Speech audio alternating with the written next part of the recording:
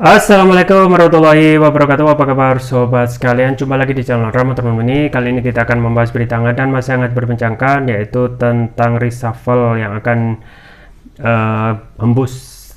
berhembus, yaitu reshuffle yang akan dilakukan oleh Presiden Jokowi dan menteri yang akan kadang-kadang akan ditendang dalam tanda kutip adalah menteri dari Nasdem. Salah satunya yang berhembus kencang yaitu digantinya Menteri Pertanian Syahril Yassin Limpo dengan TGB ya. Ini juga yang dikomentari oleh Rizal Ramli sesuai yang dilansir oleh populis.id. Tanggapi isu mantan bakal diganti TGB, Rizal Ramli cuma tertawa dan bilang begini, Mas Jokowi situ memang ndak becus, wislah mundur aja. Langsung saja kita baca dan kita ulas. Populis Jakarta, kabar reshuffle kabinet yang akan dilakukan Presiden Jokowi mencuat dan menteri-menteri dari Partai Nasdem juga diduga akan digeser dari posisinya. Publik banyak mengaitkan hal tersebut dengan hubungan Presiden Jokowi dengan Ketum Partai Nasdem Surya Paloh yang diduga kurang baik. Nama Menteri Pertanian Syahril Yassin Limpo ikut berpotensi terkena reshuffle tersebut dan ex-gubernur NTB Tuan Guru Bajang disebut-sebut akan menjadi penggantinya. Salah satunya dihembuskan oleh akun Twitter @yosnggarang. Saya mendapat kabar bahwa Pak TGB mau diangkat jadi Menteri Pertanian oleh Pak Jokowi. Sangat mirip jika Pak Jokowi mengangkat orang yang punya track record bermasalah untuk mengurus pangan, cuit Yosnggarang. Ekonom senior Rizal Ramli pun ikut mencoroti cuitan tersebut lewat akun Twitter pribadinya. Hahaha. Klasik Jokowi, cuit Rizal dikutip populis.id di akun Twitter pribadinya pada Senin 27 Desember. Pidato kedaulatan pangan, stop impor lah, Trisakti lah, tetapi kebijakan sebaliknya, angkat Menteri Pertanian pencari rente impor atau kaleng-kalengan hasil dal-del-dol dengan partai parasit, ucapnya. Mas Jokowi situ memang ndak becus, wis lah mundur aja lebih baik, tutupnya, bahkan menambahkan emoji tangan memohon. Cuitan RR ini mendapat respon dari netizen yang kebanyakan mengatakan persetujuan. Bukan angkat tangan yang berprestasi jadi menteri, tapi angkat seseorang yang punya masalah hukum jadi menteri. Mau heran, tapi ini Presiden Jokowi selalu bertentangan antara niat, idealisme, cita-citanya dengan tindakan atau kebijakan yang dikeluarkan. Hipokrit begitu, ucap salah satu netizen. Dari dulu harusnya bang, memang nggak becus kok dia. Walaupun nggak mampu secara intelektual dan tidak mempunyai wawasan kebangsaan, karena nyaman dan enak jadi presiden, jadinya kekeh menjabat. Cuit netizen yang dengan menambahkan emotikon tertawa.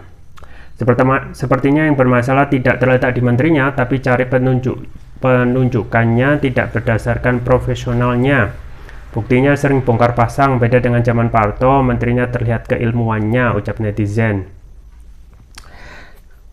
Iya itu ya sobat sekalian, jadi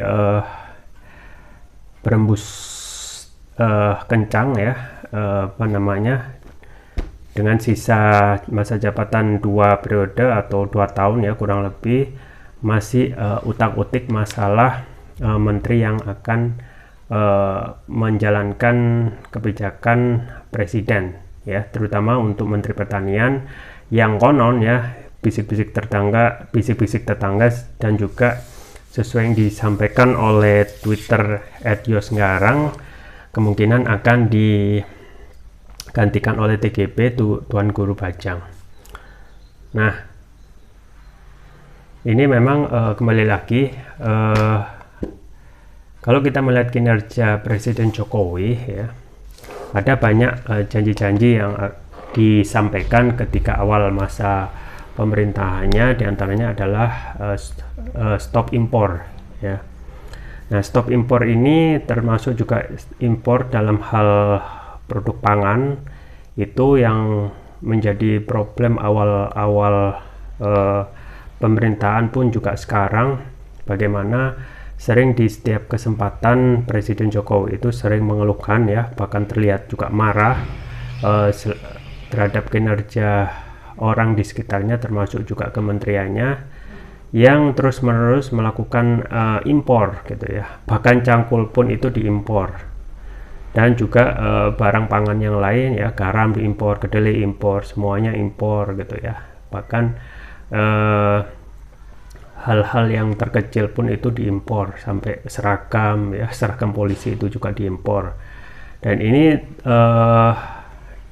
tidak sesuai dengan apa yang sudah dijanjikan awal-awal kampanye, dan juga tidak sesuai dengan apa yang disampaikan ketika menyampaikan pidato atau rapat ya. Di satu sisi marah ya, tetapi kebijakan untuk mengimpor itu terus-menerus berjalan. Jadi memang yang kita pegang itu yang mana ya? Dari satu sisi ada sikap ketidaksesuaian atau kemarahan yang sangat dari Presiden Jokowi ketika mendengar kata impor, tidak hanya pangan ya, tetapi untuk impor barang ini ya, sampai menyebut ya dalam tanda kutip bodoh ya, bodoh kali kita itu mengimpor atau menggerakkan ekonomi negara lain daripada menggerakkan ekonomi lokal. Tetapi kebijakan itu terus-menerus dilakukan gitu ya, karena satu hal ya, yang mempunyai kekuasaan untuk menyetop kebijakan impor itu sendiri ya, dalam hal ini ya presiden gitu ya. Entah itu impor untuk barang-barang non pangan termasuk juga pangan gitu ya. Dan walhasil kita ketahui dengan adanya impor bahan pangan ya, sudah dapat diduga harga pangan di lokal itu justru anjlok, karena memang melihat barang yang lebih murah ketika diimpor ya, misalnya impor dari Thailand ya, impor dari negara tetangga ya, dari beras, garam dan lain sebagainya. Padahal kita ya tentu saja adalah ya, suka atau tidak suka, the real ya, faktanya adalah negara yang kaya gitu ya, kaya akan sumber daya alam dan sumber daya pangan. Nah, setelah pandemi ini berlangsung sekitar 2 tahun ya, kita ketahui pandemi itu anggarannya luar biasa besar ya, sekitar 1.000 triliun. Tetapi apa juga yang disampaikan oleh Rizal Ramli itu memang anggaran 1.000 triliun lebih itu tidak memberikan manfaat apa-apa, tidak begitu terpengaruh ya untuk merubah kondisi ekonomi Indonesia menjadi lebih baik ya. Kalau dikatakan sedikit pengaruhnya ada, nggak ada, tetapi secara mayoritas itu tidak berpengaruh apa-apa. Justru ketika pandemi berlangsung dan pandemi itu selesai ya, kurang lebih ya, menurun ya, ternyata tidak ada kebijakan yang bisa memberikan ya kepastian ekonomi ke depan ya, terutama untuk ketahanan pangan. Nah, kita ketahui sebenarnya salah satu yang bisa mempertahankan negara ini ya dari krisis adalah mengusahakan tentang ketahanan pangan ya. Jadi investasi yang seharusnya dipakai ketika krisis pandemi itu ya, 2 tahun itu, harusnya hal yang paling urgent adalah membangun ya ketahanan pangan ya, kemudian juga memperekstensifikasi dan intensifikasi, memperluas lahan dan juga memperdayakan lahan tersebut menjadi lebih potensial. Nah kemudian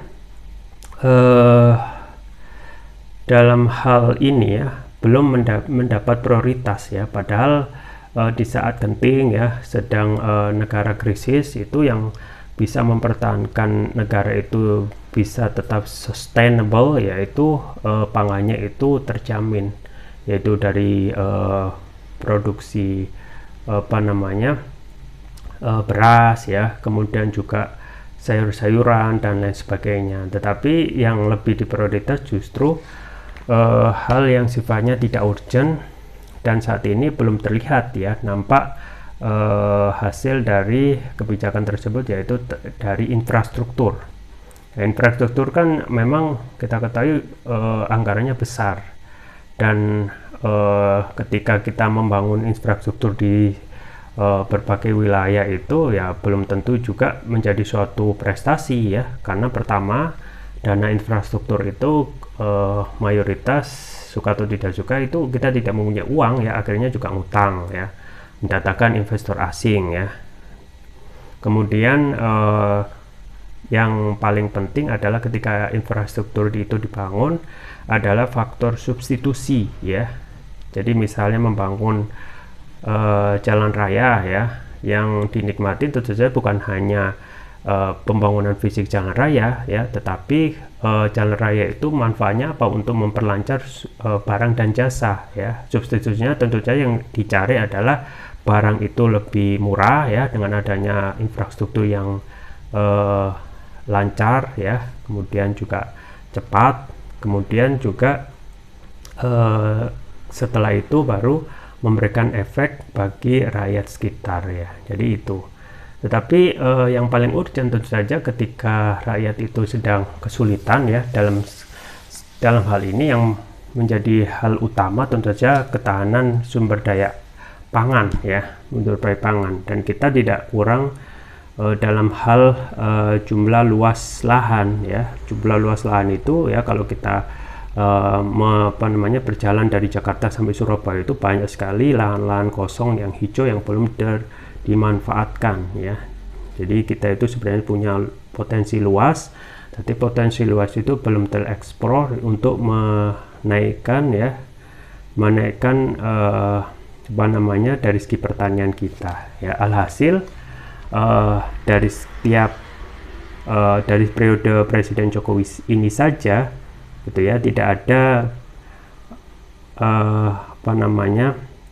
prioritas untuk mendahulukan menaikkan sumber daya alam atau ketahanan pangan itu menjadi prioritas. Karena ketika sumber daya pangan kita itu aman, maka kita bisa ya sustain bertahan, karena itu adalah kebutuhan pokok. Nah misalnya beras ya, beras itu perlu apa? Lahan itu ya seperti tadi dari Jakarta ke Surabaya itu luas sekali ya, lahan-lahan yang belum dieksplor, yang belum dibuka. Kemudian juga belum lagi di luar Jawa yang tanahnya itu masih hijau, luas, dan ya kalau kita benar-benar serius untuk menggarap lahan pertanian ini menjadi dasar untuk ketahanan pangan, maka bisa saja kita itu kembali swasembada pangan, swasembada beras, dan swasembada bahan pangan yang lain ya.